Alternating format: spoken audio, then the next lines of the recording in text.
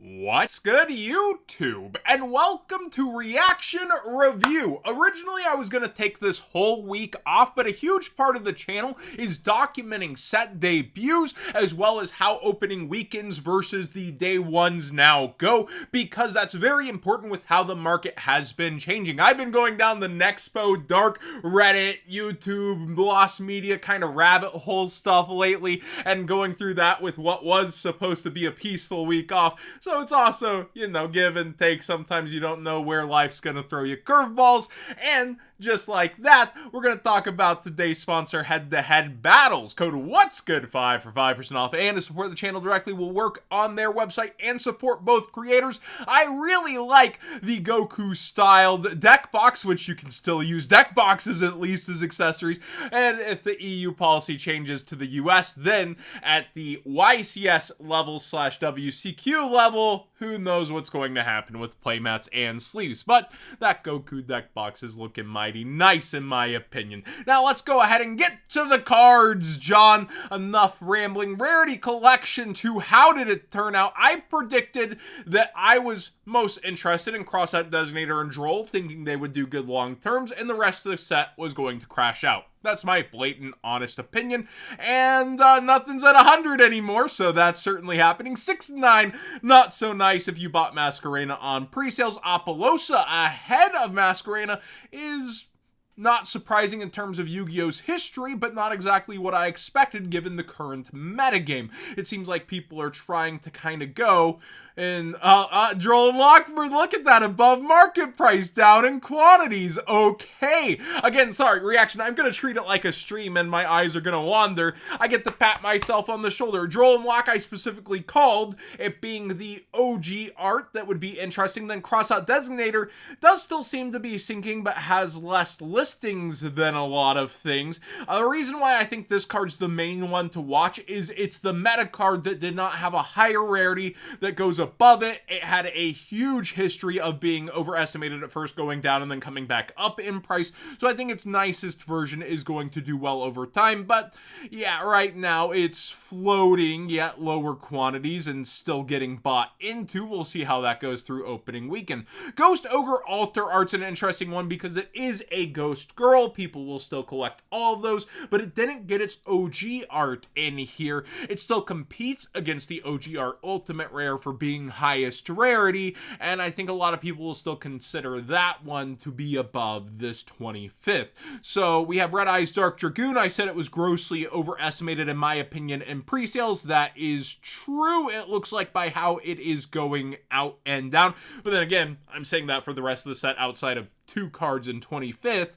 And it does seem to be coming down at a rapid rate. How far down versus how the casuals will value for what it did for them once upon a time will be interesting, along with the lore that it is a Dark Magician collectible and Red Eyes collectible. It does have both of those going for it. I think it'll settle probably at 30, but we'll wait and see, and people might go in on that magician quality, right? Like, I could be underestimating that if anything, but it already has a Starlight Rare that was propping up a set. Was that Brothers of Legend? So when it comes down to it, it has its natural competition. Ghost Mourner and Moonlit Chill is next, so again, going with the Ghost Girls. Droll Alter Art doing half the lifting of the OG art. It just doesn't compare to how people see the card and the art and the iconicness. DD Crow is next, and then we have Cosmic Cyclone getting about. That one makes sense. This obsoletes the old collector rare by far, the ultimate rare not as much, but this definitely is one that's seeing play time and time again throughout metagames, the new age MST, if you will, MST being in the set also. But Cosmic Cyclone does make sense despite its competition as one of the few cards. It's not really a few, but one of the cards people will be buying 3 of. A lot of people pointed out that some of these top cards people necessarily want 3 of, like Masquerena and Apollosa and Access Code Talker, Red Eyes Dark Dragoon included, but there are still plenty of cards you would want 3 of, like Drone Lockbird, like Crossout Designator, although Banless Fears might eventually get there. We don't have Maxi and the dependence on it, but still we could mimic the OCG's ban list eventually, so ban list spheres might play into that one. But again, you start getting into these hand traps and removals, and that is a very important point that I might have glossed over during pre-sales. The 3-ofs might impact a little bit differently, and it does look like day one people are going in on Cosmic Cyclone 25th, and we'll see how that plays out through the weekend. White Woman Jump Scare, she's been named for Master Duel getting the animation. Underworld Goddess here. This should have headlined, along with a couple other cards that are in here, the Mavens 2. Mavens was successful, and then they just never did it. They did a product with sleeves for this in the OCG, so I do think this is something that we might see maybe even OCG participants go in a bit on and collect from our market, but yeah, it was bound to go down. And also, I pointed out that there were way too many cards above $20. Let's see how many actually exist. Let's just go through the whole front page. So here's the product. There should be, I think, 24 on this page. 1, 2, 3, 4, 5, 6 rows. And yeah, we're not even above 20 once we get partway through the page. So I was pointing out the pre-sellers were doing a terrible job on estimated value pulled chop-ups, in my opinion, with this specific set, in order to try to do a safety net more so than the typical competitive pricing I felt like should be for the set, because of the buy-in price on this set per box,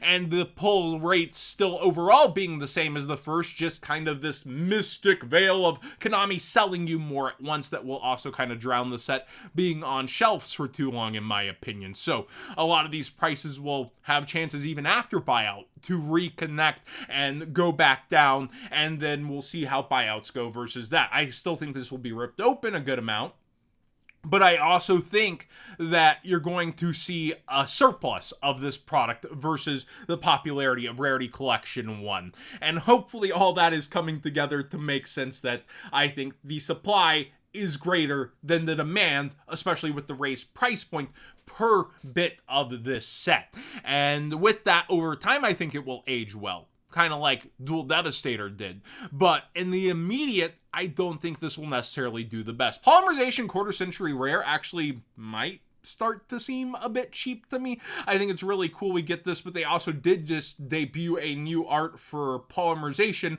in the OCG with 2 heroes. We also face that the 25th promotion will likely end here before we necessarily get to stuff like that here in the TCG. This should be, in theory, probably the last year of that. How long can we be in the 25th? You would think 2 to 2.5 years of promotion for that, then 2.5 years on until the 30th. So that also is important to this product because it is towards the last great gathering of cards till the Mega 10s of 25ths, where Konami can go and point and pick and choose different cards like this. Polymerization certainly a great one, but it does have on the horizon a competitor in a GX version, but that also can lead to people collecting the different kinds. Sometimes you get a version that is competition, and sometimes you get a reason to reach back and a reminder to grab cards, and I think the new version might actually do that for Polymerization. So it's starting to feel a bit cheap for me, and it does find its way back into meta games and find its uses in a modern Yu-Gi-Oh! Charge of the Light Brigade is one of the ones that started out around 15 on Gamer's Choice and by demand went up in price. So here it is starting to head back towards that initial $15 evaluation around 18. It's one that I'm going to be waiting to get, and I think a lot of people are going to have their price in their head of, okay, I'll buy it at 12, okay, I'll buy it at 10. And it's going to kind of create a net on this card, especially with Modern Lightsworn being one of the pricier things from the new set, despite performance. Like, you can play it, it's still very good, but I do think this is a card a lot of people look forward to, and that's why its price is around here. Solemn Judgment, another one for past format more than Modern that still finds its way in the Modern, trying to be around 20. Every single reprint of this card tends to go back up in price, so having all these different versions in here that are holographic is super nice, but at the top end, you have a lot of competitors like Ghost, OG First Ed Metal Raiders, and this is going to be mid-max always versus stuff like that. So I do think it could eventually be like a 30, 35, but it still does have that OTS ulti also that is going to be competing with the 25th, as we see OTS ultis tend to actually hang above still a lot of the 25th reprints.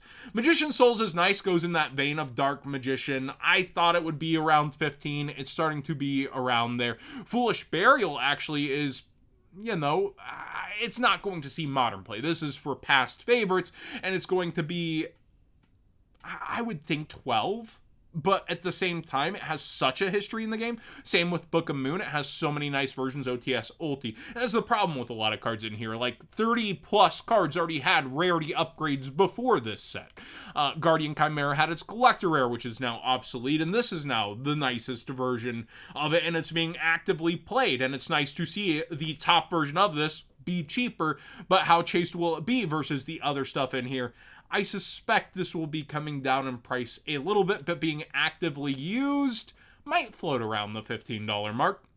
Abyss Dweller is here at 14. I think this will keep going down even though it'll find its way into modern decks. I think it'll be around 12 for a bit. Again, people are also going to look at the lessons from Rarity Collection 1 and how things spiked somewhat rapidly for modern sets over time, and that's because of the iconicness and use of a lot of the cards. And a lot of these cards will actually end up doing this even with the shelf life being extended because of the higher buying price point in of this. Even if product is available, that doesn't mean you're going to get to the cards you want in the rarity you want, and the 25ths will be grabbing those eyes. Aluber is an interesting one. I do like it a lot, and Branded is seeing active play, so 15 makes a lot of sense, and 15 to 12 is where I thought a lot of those 20s would be sinking on down to, and it indeed seems to be doing that. Enemy Controller is a perfect example. I would think this would be around 12. Here we are, day one listings, and it's around 1360, and day one is often overinflated as people haven't even gotten into their offices to rip open, chop open the set, and then get it listed online. That'll happen. Some people will be at shows through the weekend, regionals, doing other stuff, and won't get till Monday, Tuesday, Wednesday, and have their listings up. So even versus the weekend one buyouts, you're going to have people that still haven't even listed their quantities. 12 seems to be the floating place of quite a few cards, 12 to 14, and then we have a bit of a drop off on the Drone Lock Altar. Okay, so that's the ultimate. Skill Drain's an interesting one. Yeah, but 12 seems to be that resting place people are trying to cling to instead of the 20s that pre-sellers were doing. Again, I love my sponsors.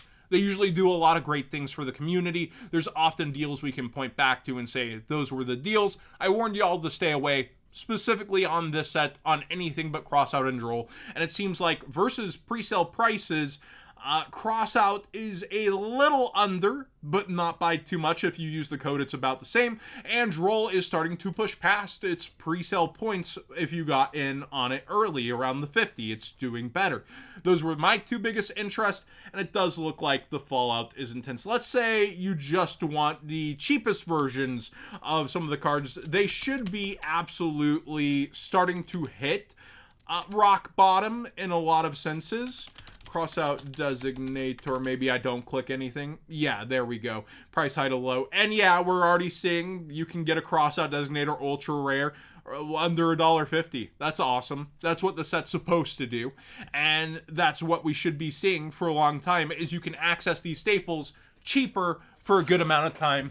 And you should see that throughout. Now, the other versions of the top staples should be floating some kind of decent price, and it seems Platinum Secret's different than the previous one. It's more like the Odd Eyes out of the Mega 10s, where it has the slash diagonal, basically Starlight foiling, and people are having mixed reactions to that now. We'll see how it pans out. People really like the Platinum Secret out of Rarity Collection 1, and this has had a lot more mixed reception in my experience from what I've been seeing on the chatter. Some people really liking it, some people not so much. But 12 is the new 20, seems to be the summary on Quarter Century Secrets, which makes a lot more sense for the actual estimated value pulled, despite this being an upped in price MSRP product where you have to buy more to get in, and a lot of these things falling out exactly like I thought I would see them do. I don't love patting myself on the shoulder for like that kind of stuff all the time, but today I think I did pretty good for y'all.